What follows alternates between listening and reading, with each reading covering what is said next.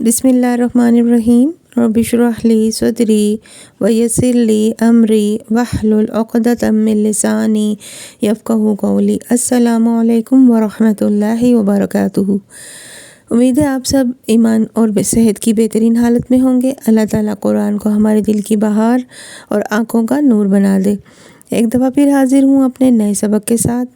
इंशाअल्लाह आज का हमारा सबक जो है वो बहुत अहम है और आप लोगों को ज़रूर पसंद आएगा। हमारे जितने भी यूट्यूब के नाज़रीन हैं जिन्होंने हमारे चैनल को पसंद किया और सब्सक्राइब किया, तो मैं ज़रूर चाहूँगी कि आप हमको बताएं कि हमारे ये पढ़ाने का तरीक़ाकार आपको पसंद आ रहा है या ये कि आप लोगों के लिए ये हेल्पफुल है, तो ज़रूर कमेंट करके बताइएगा। आज का लेसन अहम इसलिए है कि हम आज सूरतुल इखलास पढ़ेंगे। इस सूरह को एक तिहाई कुरान का दर्जा हासिल है। ये बात हदीस रसूल सल्लल्लाहु अलैहि वसल्लम से साबित है। आप सल्लल्लाहु अलैहि वसल्लम ने फरमाया सूरतुल इखलास एक तिहाई कुरान के बराबर है, यानी कि 1/3। एक तो ये, और दूसरी इसकी अहमियत हमारे लिए यूँ भी है कि जब हम अपने बच्चों को कुरान सिखाते हैं या नमाज़ सिखाते हैं तो हम यही सूरत सिखाते हैं कि वो अपनी नमाज़ में पढ़ सकें।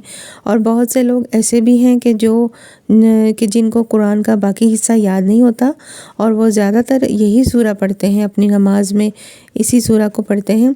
वैसे ये चीज़ दुरुस्त नहीं है।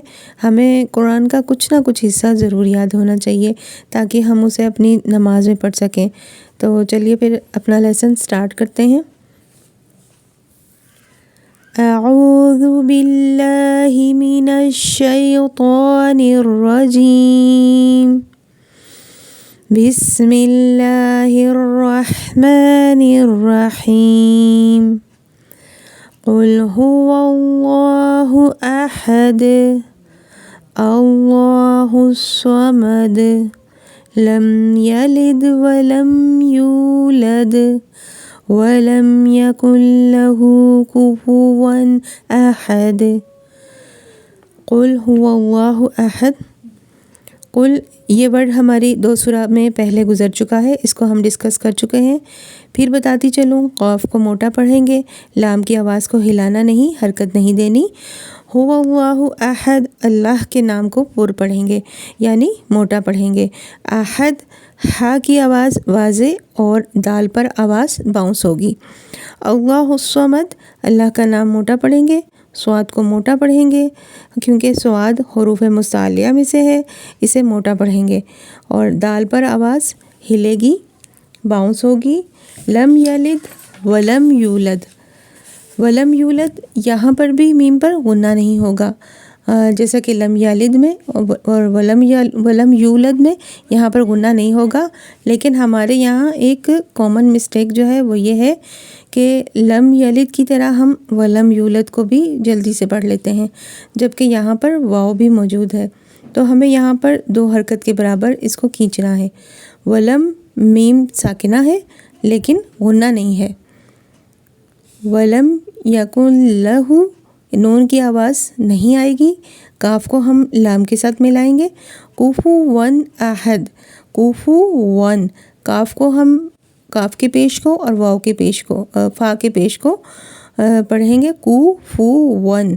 आगे वाव को भी हम मुंह को गोल करके अदा करेंगे, कुफुवन, कुफुवन अहद।